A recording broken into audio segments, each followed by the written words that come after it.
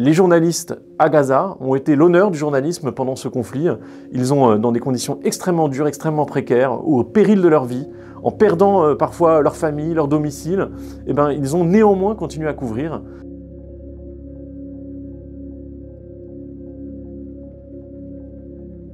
Bonjour. Le cessez-le-feu qui a été conclu entre Israël et le Hamas le 15 janvier ouvre une nouvelle ère pour le journalisme au Proche-Orient. Je crois qu'il est vraiment très important de rappeler l'hécatombe qu'a été ce conflit pour les journalistes qui ont continué à couvrir à Gaza, malgré les bombardements, ce qu'il se passait.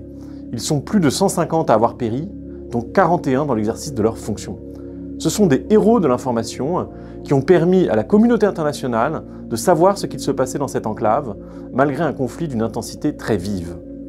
Alors aujourd'hui, j'ai une pensée pour tous ceux qui sont morts, pour tous ceux qui aussi ont perdu leurs proches, pour tous ceux qui ont malgré tout fait cette mission fondamentale de journalisme au service des sociétés. Je crois qu'il y a deux combats maintenant qu'il faut mener.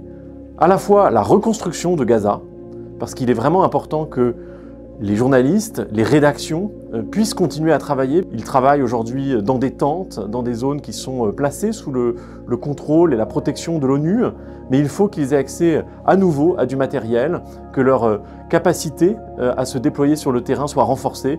Ils ont été très nombreux à quitter le nord de Gaza, à se réfugier vers le sud. Il faut qu'ils aient désormais accès à toute l'enclave. Il va falloir mettre des fonds, il va falloir avoir une attention particulière pour permettre que ces infrastructures journalistiques, médiatiques, soient reconstruites. Et je sais qu'on peut compter sur RSF, mais aussi sur la générosité de certains donateurs internationaux qui vont vouloir se porter au secours des rédactions. C'est vraiment notre droit à savoir ce qu'il se passe dans cette région qui est en cause. Il faut aussi que les journalistes de la presse mondiale puissent entrer à Gaza, puissent raconter ce qui s'y passe, et on sait à quel point, on l'a vu en Ukraine, le travail des journalistes est complémentaire du travail de la justice internationale.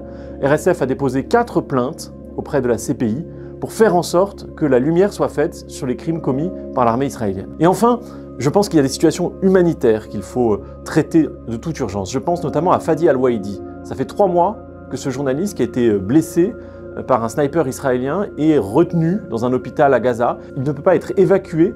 Les autorités israéliennes bloquent son évacuation. Donc c'est quelqu'un qui risque de mourir si un feu vert n'est pas donné à son évacuation. Ça fait 3 mois qu'il regarde le plafond.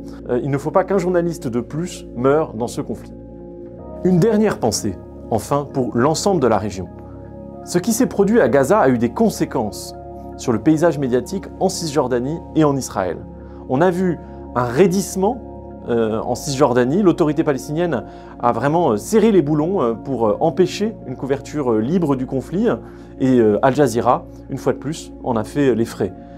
On a vu également en Israël une offensive législative pour essayer de changer le cadre de régulation, avec en ligne de mire un journal indépendant, Haaretz, qu'il faut absolument soutenir. Alors espérons que ce cessez-le-feu, aussi précaire soit-il, soit l'occasion d'opérer un apaisement à l'égard des journalistes dans ces 2 zones qui sont vraiment fondamentales pour la région. Merci à tous pour votre mobilisation, parce qu'on a pu obtenir des victoires au cours de ces derniers mois. Évidemment, ça a été une période très difficile et l'équipe de RSF a été mobilisée tous les jours. Les journalistes à Gaza ont été l'honneur du journalisme pendant ce conflit.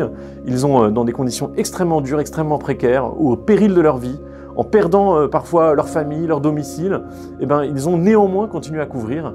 Wael Dardo est évidemment le nom qui vient le plus à l'esprit, mais je pense à Adel Zanoun, qu'on a eu l'occasion de rencontrer récemment. Tous ces journalistes-là, ils ont été le visage du journalisme, et à bien des égards aussi, le visage de Gaza dans le monde. Merci.